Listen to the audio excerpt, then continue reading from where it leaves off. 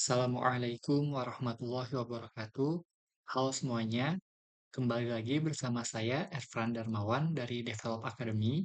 Pada video kali ini kita akan membuat website perpustakaan digital menggunakan framework Laravel versi 12. Hasil akhirnya bisa dicek melalui link library.develop.id.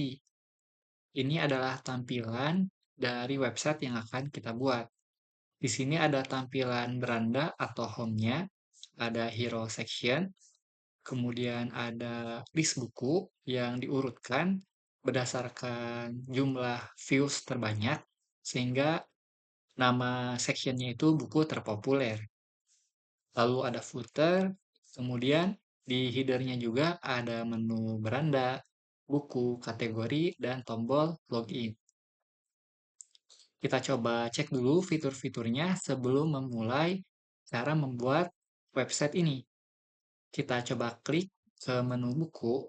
Di sini ada filter berdasarkan judul ataupun deskripsi. Lalu ada list kategori yang sudah disuplai oleh database. Lalu kita bisa tekan tombol pencarian juga. Contohnya, saya coba cari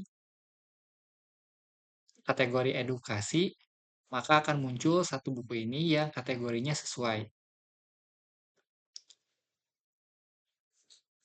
Kita coba buka detail bukunya.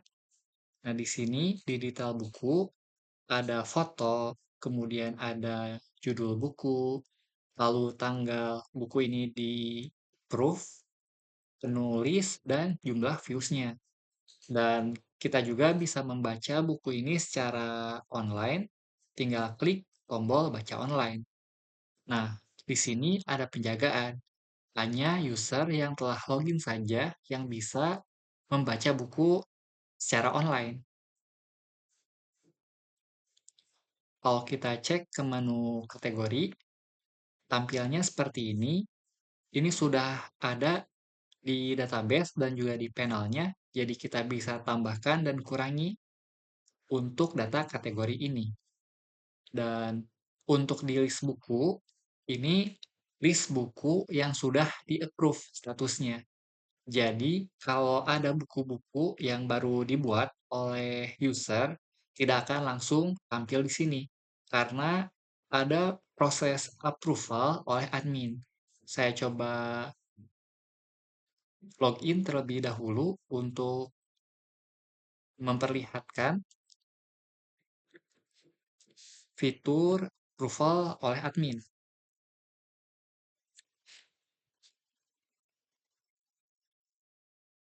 Nah, jika sudah login, tampilan panelnya seperti ini. Ada menu semua karya, manajemen kategori, manajemen pengguna, pengaturan data, dan pengaturan kata sandi, beserta tombol logout-nya. Nah, di halaman semua karya ini akan menampilkan seluruh list buku yang ada di database. Nah, di sini ada berbagai macam status seperti waiting approval, rejected, dan approved. Untuk yang approve akan dimunculkan di halaman awal tadi. Kalau yang masih waiting approval atau rejected, tidak muncul. Nah, di sini juga kalau kalian lihat, ada beberapa tombol. Untuk yang waiting approval, ada tombol review di sini. Karena kita bisa tolak ataupun approve untuk buku ini. Sedangkan untuk yang tombol rejected dan approve ini, tidak ada tombol review. Hanya saja untuk status yang ditolak, user bisa mengubah datanya. Jadi nanti bisa diajukan kembali. Sedangkan kalau yang sudah approve tidak bisa diedit apa-apa lagi. Seperti ini tampilannya. Semisal kita akan coba tambahkan atau review data buku yang berjudul buku satu ini. Kita coba cek dulu apakah ada judul buku satu. Nah, di sini kan belum ada ya. Kita coba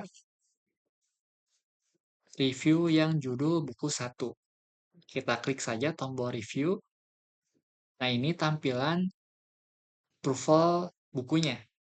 Ada field judul, URL, deskripsi, kategori, foto, dan file PDF. Nah, file PDF ini bisa kita lihat, kita klik tombol lihat file PDF ini. Akan muncul PDF yang telah disubmit oleh user. Di sini kita coba klik pilihan setuju atau tolak. Untuk video ini kita berikan approval setuju, lalu tekan tombol berikan review. Kalau sudah, akan muncul seperti ini, approval berhasil dikirim. Kita coba cek ke halaman buku lagi. Nah, di sini muncul judul buku 1. Kalau kita klik, akan berubah views-nya menjadi 1.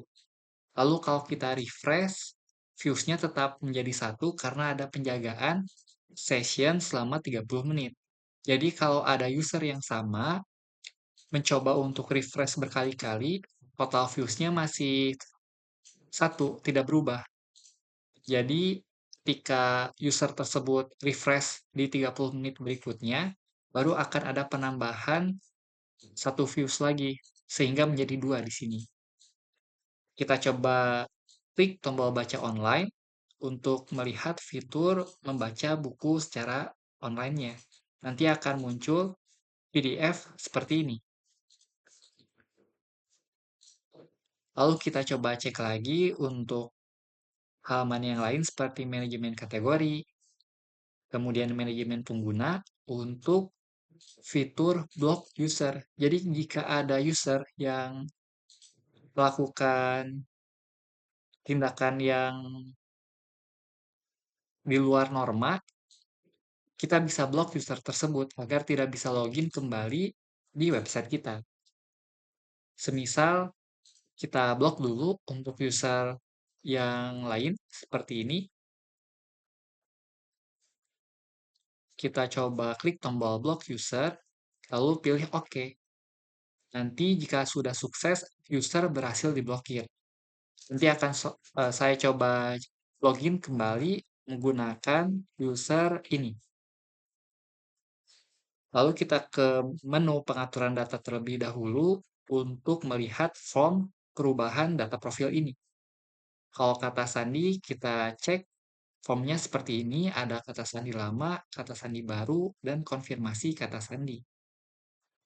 Kita coba logout di sini, lalu saya coba masuk menggunakan user yang satunya lagi. Nah, di sini akan terkena error. Akun Anda diblokir oleh admin. Karena tadi telah kita lakukan pemblokiran untuk akun ini. Kita coba unblock terlebih dahulu untuk melihat perbedaan menu role user biasa. Kita unblock lagi si user tadi. Nah, ini sudah berhasil diaktifkan kembali. Kita coba logout. Lalu kita login kembali.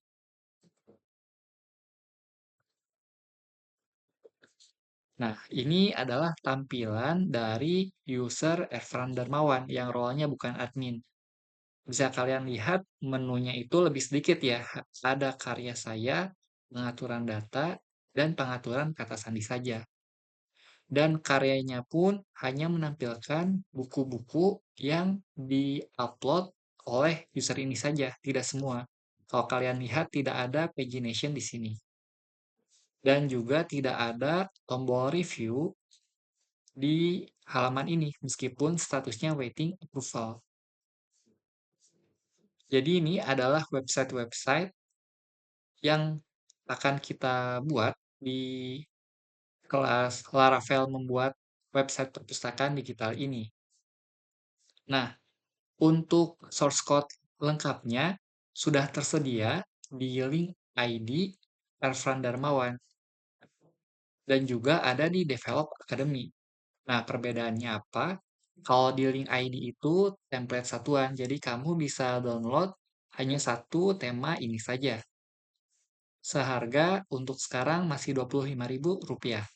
Nanti yang bisa kamu dapatkan ada source code lengkapnya, lalu ada file design, dan ada file dokumentasi projectnya. Nah, desainnya itu seperti apa? Desainnya itu seperti ini. Jadi, bisa dibuka melalui Figma, ada halaman komponen, lalu juga ada wireframe-nya. Ini yang telah saya buat sebelumnya. Jadi, tahapnya itu ada lewat wireframe dulu untuk pembuatan desktop view-nya.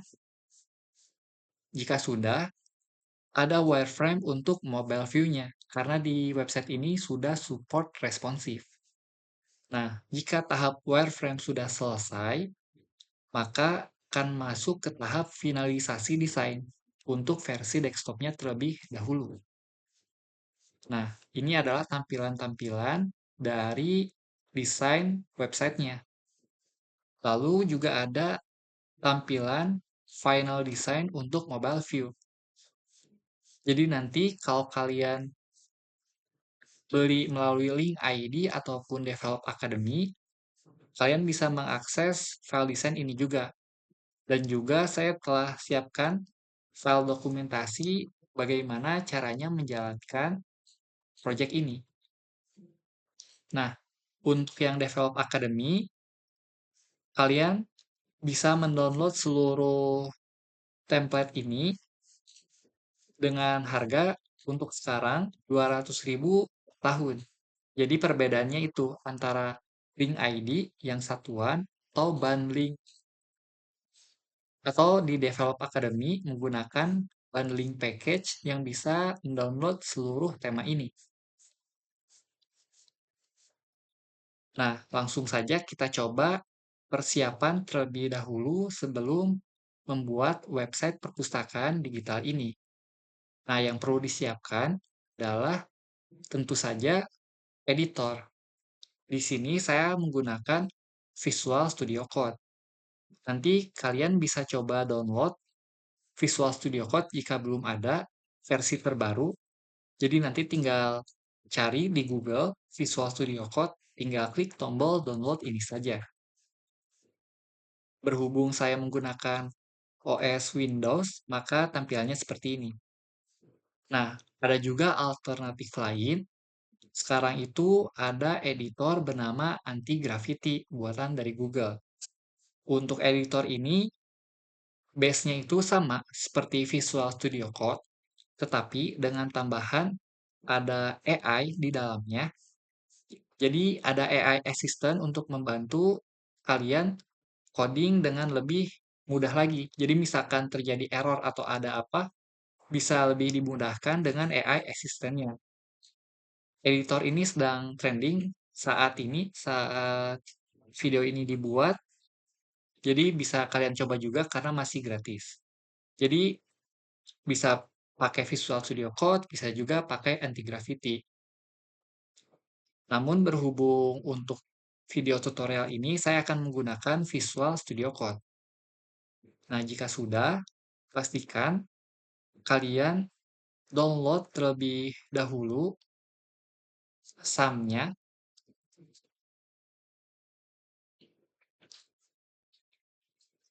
Nah, aplikasi SAM ini berguna untuk menjalankan proyek Laravel di OS kalian.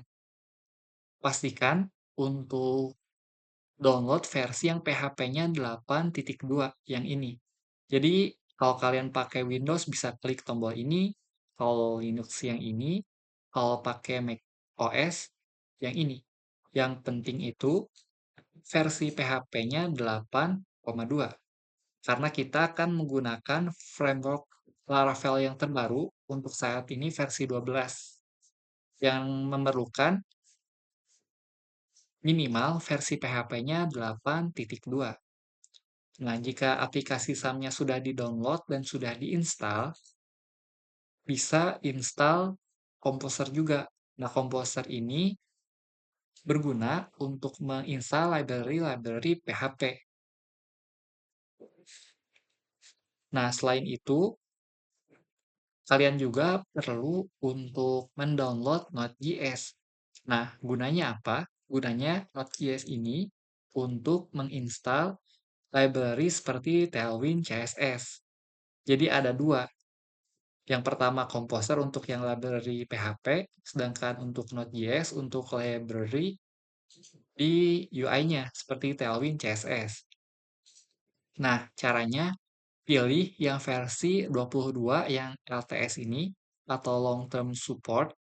Kenapa versi 22? Karena versi 22 itu masih terbilang stabil, karena terkadang jika versi yang lebih baru itu ada library yang masih belum support. Jadi kita memilih langkah yang paling aman, LTS versi 22 ini untuk sekarang. Nah, cara downloadnya bisa klik Windows Installer di sini, ataupun bisa pilih OS-nya dulu. Nanti tinggal install seperti biasa karena ini sudah ada setup wizard-nya. Nah, jika sudah, selanjutnya kita akan buka dokumentasi Laravel. Dari halaman awal Laravel ini, klik menu Docs, lalu scroll ke paling bawah di bagian installation yang ini. Kalian bisa coba copy paste yang ada di bagian sini, yang creating a Laravel application. Nah, di sini bisa copy paste di command prompt atau terminal dengan run as administrator. Jadi nanti kita bisa menginstal Laravelnya.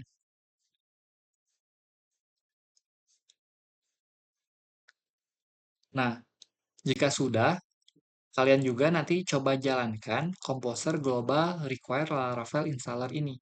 Biar kita bisa menjalankan komen Laravel seperti ini. Contohnya, saya akan coba buka terminal terlebih dahulu. Nah, di sini saya akan coba pindah ke folder yang saya siapkan. Kalian bisa coba pindah ke folder yang kalian inginkan juga. Di sini saya akan pakai di Documents Develop Academy.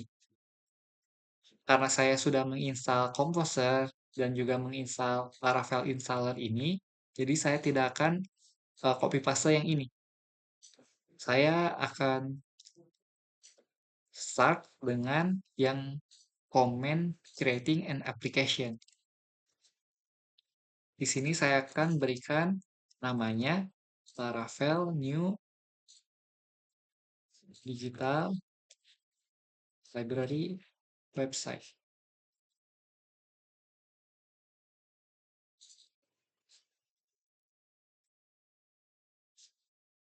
Di sini saya akan pakai yang non saja, yang defaultnya. Untuk testing frameworknya juga kita pakai yang default. Untuk sekarang saya tidak perlu AI assist coding. Kita tunggu untuk prosesnya.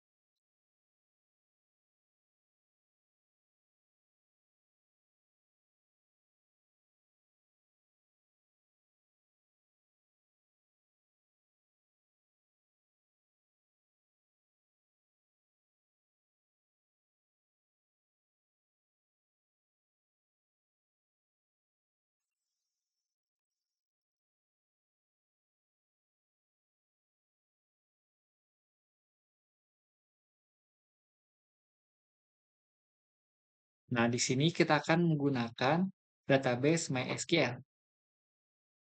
Kita ketikkan MySQL sesuai opsi yang ada di sini. Untuk sekarang, pilih no terlebih dahulu.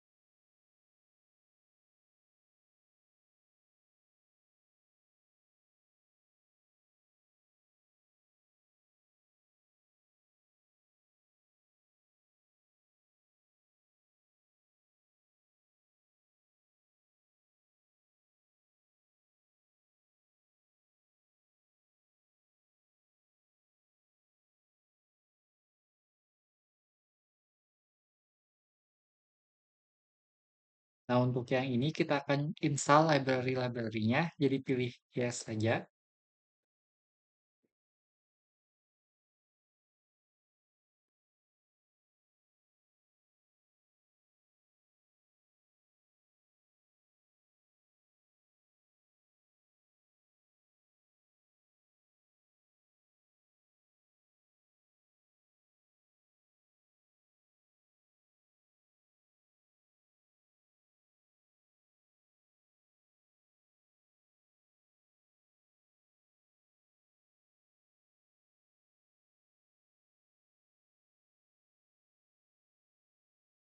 Nah, jika sudah, untuk